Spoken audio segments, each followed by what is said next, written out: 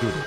Aí, na minha época de seminário, eu já fazia trabalho, porque eu gosto de conversar, né? Na palestra, contar caso. Minha mãe fala que eu sou meu avô de novo. Meu avô era barbeiro antes de ir pro seminário. Eu aprendi a fazer barba, cortar cabelo com ele. Sério? É, pra gente ter o dinheiro nosso, porque eu não gostava que a gente ficava brincando na rua, não. Falou, na rua você vai aprender, só que não presta. Você vai trabalhar comigo. Mas ele falava, Pô, que eu legal. sei que vocês não vão... Ele ensinou todos os netos a profissão, mas nenhum é, né? Ele falou, vocês não serão barbeiros, mas vocês têm que ter uma profissão, ter o seu dinheiro, aprender horário, responsabilidade. E faz né? diferença isso, não faz? Faz diferença, muita diferença. Então, eu fui para Carmo do Cajuru e lá, nessa época, o reitor, ele tentava uma paróquia para eu fazer pastoral. Só que como eu tinha um trabalho de retiro, reunia muita gente, alguns padres não gostavam muito do meu perfil de evangelizar. Então eu não tinha muitas paróquias para fazer estágio, os padres não me queriam lá, né? Então parece que eles brigavam para eu não ir. E o padre Francisco, muito simpático, um pai que eu tive, hoje é Dom Francisco Cota, bispo de Sete Lagoas, ele abriu as portas para mim em Carmo do Cajuru. E lá eu fui. Nunca tinha ido a Cajuru, só tinha ouvido falar, não conhecia. Peguei um ônibus em Divinópolis, fui para Carmo do Cajuru, essa cidade aí. A igreja, as casas em volta, era bem menor do que hoje, tem 22 anos isso, né? Cheguei, não o conhecia muito bem, lembro como se fosse hoje. Fiquei na praça com a minha malinha lá, olhando para onde que eu ia, aí vi uma janela lá em cima, gritei, aí o padre Antônio, que era o vigário, abriu a porta, etc. Fiquei com o padre Francisco. Lá eu fiquei como seminarista, fiquei como diácono, fiquei 2 anos como padre. O plano da diocese qual era? O padre Francisco sair e eu assumir a paróquia de Cajuru. Era o meu sonho, né? As pessoas pensam que o meu sonho é fazer o que eu faço hoje. Eu nunca sonhei fazer nada que eu faço hoje. Mesmo? Nada. O meu sonho era ser padre em Carmo do Cajuru. Tem o plano de Deus e tem o nosso plano, né? Exatamente. Não é? Nisso, Dom Belvino, na época, era o bispo que me ordenou, Dom José, me chamou para uma reunião, teve um problema, não vamos entrar aqui, na paróquia Nossa Senhora Aparecida, a paróquia grande de Divinópolis. E na época era o vigário forâneo. O vigário forâneo é um padre que representa o bispo em algumas paróquias lá. E ele falou, olha, você vai celebrar as missas de final de ano, em janeiro eu nomeio um padre para lá. Eu tô contando para chegar onde você perguntou. Fui e celebrei. Só que eu celebrei, fazia porque eu gosto de ser padre, o povo gostou. Aí ele me chamou e falou assim, ô Padre Cristo, eu tava pensando, nós vamos mudar os planos. Eu não vou arrumar padre para Nossa Senhora Aparecida, não. Você vai para Nossa Senhora Aparecida. E eu larguei o meu sonho lá de Carmo do Cajuru e fui para a paróquia de Nossa Senhora Aparecida. Muito difícil no início, né? Minha missa de posse, acho que não tinham 20 pessoas. Quantos anos você tinha nessa época? Eu tinha 31. 31. Era padre novo, né? Eu ordenei com 29. Aí, foi um período complicado. As pessoas não me queriam lá. Eu também não queria estar lá, porque eu queria Carmo do Cajuru. Então, até que as coisas começaram a se engrenar, foi um tanto difícil. Foi aí que nós tivemos uma ideia, que foi o Espírito Santo mesmo. Foi aí que a minha vida começou a mudar. Que foi a missa da família. Era uma missa de quarta-feira, sem o relógio, né? Porque hoje em dia o pessoal fica tudo olhando o relógio para rezar. Eu falei, não, vamos fazer uma missa para pregar, para cantar com o povo. E deu muito certo. Nós chegamos, até o Maurício Brusco foi lá, do Fantástico, ficou impressionado com a missa. Tinha missa que tinha 16 mil pessoas, uma missa. Como assim? É fora do comum. Aí nós fizemos uma quadra embaixo, põe telão na rua, fizemos 2 coberturas ao lado do Santuário de Aparecida, um telão na frente, fizemos uma quadra enorme. Era uma coisa de louco. Foi aí que a minha vida começou essa mudança, né? Até que o vídeo foi parar na Canção Nova. Mas foi nessa época que eu comecei a ficar muito cansado, estressado, etc. Aí surgiu a questão da academia. E é engraçado porque o pessoal acha que padre não tem ansiedade, não tem estresse, não tem nada, né? O cara é padre, aí ele é tá blindado, tranquila. Né? E não é, né? É um ser humano. É um ser humano, né? Tanto eu acho muito bonito quando a gente ordena padre, a gente deita diácono e levanta padre, né? Depois da oração do bispo. E a minha ordenação foi muito marcante para mim, que foi muito sofrida. Foi um processo muito sofrido até lá. E eu lembro, quando eu me deitei, o bispo fez a oração consecratória, etc. E o comentarista leu, levante-se agora o padre mais novo da Diocese de Divinópolis, Padre Cristo Shankara. A gente levanta chorando, a mãe chora, etc. Aí ele leu. O padre, apesar da sua fragilidade na carne, ele é revestido agora com os paramentos sagrados, para que possa administrar o Santo Sacramento, de maneira especial a Eucaristia. Poxa. Quer dizer, até o rito já fala isso, né? Ele continua um homem, né? E a melhor definição, Vilela, que eu tenho para padre é um médico doente. Se as pessoas entendessem isso, Como a nossa assim? vida era mais fácil. Um médico doente? Nós estamos na paróquia para curar o povo, mas nós precisamos de cura. E quem cura vocês? O próprio Deus, né? E pessoa a família, amigos próximos. Mas vocês também têm outras pessoas que te aconselham, que você tem uma assistência quando você precisa, né? Tem um bispo diocesano, nós temos o vigário forano, tem diretor espiritual. Né? Mas é muito bonito, eu acho muito bonito a vida de padre. Mas a gente acelerou muito, padre. Eu queria saber como foi a tua... Você cresceu em um lar católico, você teve alguma experiência especial com Deus? Como foi essa decisão de virar padre? Isso é muito bonito. É o testemunho da senhora minha mãe, Ana Maria. Ela tá assistindo lá. Um abraço. Como ela chama? Ana Maria. Ana Maria, beijão pra você. Minha mãe também é badalada, viu? Minha mãe agora tá todo mundo parando ela na rua, Dona Iraí, tá vi você. Minha mãe tem um programa no Evangelizar, na TV, chama Fala Mãe. Ela conta uma historinha, dá lá a mensagem dela. Que legal esse nome, Fala Mãe. Fala Mãe. Fala Mãe. Fala Mãe. Rogério!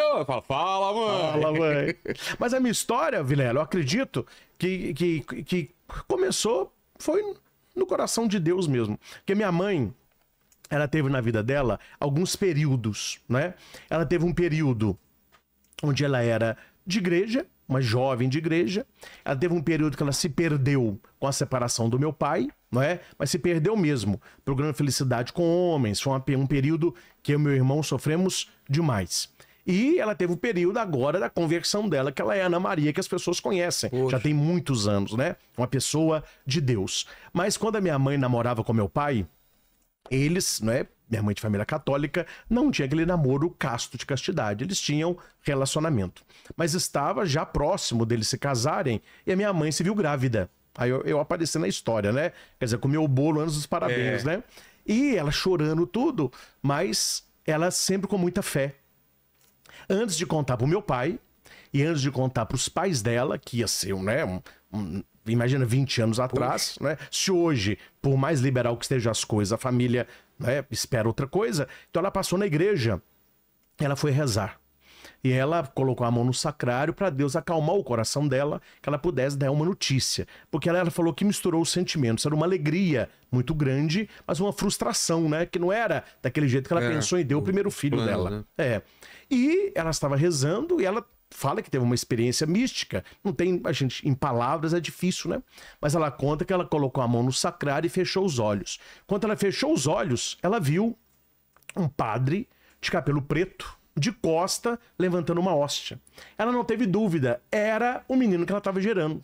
Aí naquela hora, essa visão. Ela teve esse sentimento do coração dela. E nessa hora ela entregou para Deus. Ela falou, olha, se for um menino, eu te consagro ele para ser padre. Só pode levar ele para África, ela conta isso até hoje, para eu não vê-lo nunca mais. Mas eu quero compensar o meu pecado ofertando para o Senhor ele. E ali ela chama Ana Maria. Então, Maria. Meu pai é José Emílio, José. Então ela pôs Christian, por causa de Jesus Cristo. Né? Então ali na hora ela já falou, é um homem e vai ser padre. Só que foi a mão de Deus. Quando ela saía da capela, veio o padre José Neto. Porque aqueles padres idosos, ficavam 40 anos na paróquia, né? Conhecia muito meu avô, seu Bismarck, e viu minha mãe chorando. Falou, Ana Maria, o que você está chorando? Ela foi e contou. Ele falou assim, olha, Deus tem os caminhos dele. Uma vida sempre é bem-vinda. Aí ela contou pro padre José, não é? Só que ele não gostou. O que ela tinha feito. Porque ele falou com ela, olha aqui, ó, você vê uma coisa muito perigosa. Se você conta isso pra esse menino, se for menino, ele vai ficar nessa obrigação de ser padre pra te agradar. Vai ser um homem feliz, ou pode nem ser homem, pode ser uma mulher. Aí levou a minha mãe pra sacristia, ele era muito austero, fez a minha mãe colocar a mão na Bíblia e jurar que nunca ia me contar essa história. Aí ela falou assim, mas eu não vou contar pra ele nunca do padre José. Não, pode contar, se ele ordenar padre. Então minha mãe nunca falou nada, mas ela rezava e acreditava. Depois viu que era um menino, colocou Christian, né? Shankar, que ela acompanhava muito, o doutor Bernard Shankar, que é muito famoso. Depois eu descobri no seminário que Shankar é indiano, significa aquele que leva alegria, que é muito feliz, né? E eu fui crescendo e minha mãe rezando. Olha, Vilela, eu te falo de coração, viu? Eu não me lembro de pensar em ser outra coisa. Desde que eu me entendo por gente...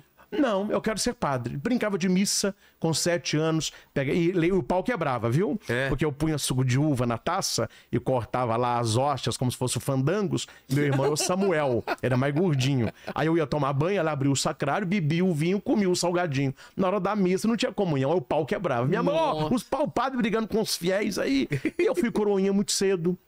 Fui pro grupo de jovens, não é? Tive uma vida bem feliz, não é? Não era só na igreja, tinha muitos amigos, tocava na fanfarra do estadual, que era a minha paixão, trabalhei com meu avô. Esporte? Não gostava muito, futebol, não. Não, eu gostava muito de esporte, é porque eu sou muito falante na minha profissão, mas o meu ser é muito vergonhoso, eu sou muito solitário, parece até algo... dual, né? Mas é um pouco assim. Eu sou muito bom na frente das pessoas. Falo, celebro, mas o meu ser é mais quieto, né? O pessoal fala, mas não é possível. Não é o padre que a gente conhece, mas é assim que eu sou assim, né? Mas aí servi o tiro de guerra, foi uma época abençoada pra mim. Muito amigo de sargento, quase que eles me levam pra ser o militar, que eu gostava. Aí... minha vida toda na igreja, resolvi, aos 14 anos, falei com a minha mãe, mãe, eu tô pensando na minha vida certinho, por tudo que eu faço, eu vou ser padre mesmo. Minha mãe, não, meu filho, se é da sua vocação, vá, se não for, a sua mãe tá aqui te esperando, e nunca falou nada. Eu fui, fiz o propedêutico, tô resumindo a história, né? Fiz a filosofia, fiz a teologia, ordenei diácono, ordenei padre. Ordenei padre dia 27 de agosto. Quanto tempo demora entre entrar e sair? Tem um tempo? Tem 9 anos. São 9 anos. 9 anos. Agora 10, que eu tenho 1 ano de estágio agora. Entre filosofia e teologia, né? Chamando pastoral. Mas é um tempo muito bom. Muito estudo, né? A gente trabalha. Aí eu ordenei padre, dia 27 de agosto de 2005. Dia 28 foi a primeira missa. Quando eu chego em casa, depois da primeira missa, ela falou assim, agora você senta aí. Aí você imagina um choreiro que foi. Poxa, aí eu entendi a minha vida toda e ela até hoje é minha grande intercessora, né? Ela rezou pra mim desde que eu nasci e ela continua rezando. E a boca de Deus na minha vida. O que minha mãe fala, eu posso escrever. Quer dizer, tem essa conexão com ela desde do útero, né? Quer dizer, ela ofertou e Deus aceitou, né? Por que mãe tem uma... Eu também sinto isso da minha mãe, né? Parece que ela tem uma conexão especial com Deus, né?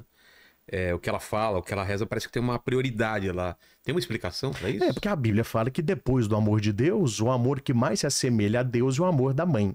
Tanto que Deus se compara a uma mãe, né? Ele fala, pode a mãe esquecer o seu filho? Pode a mulher esquecer quem ela amamentou no seu seio? Ainda que isso aconteça, eu não te esquecerei jamais. Quer dizer, o amor que mais se assemelha ao amor de Deus é o amor da mãe, né?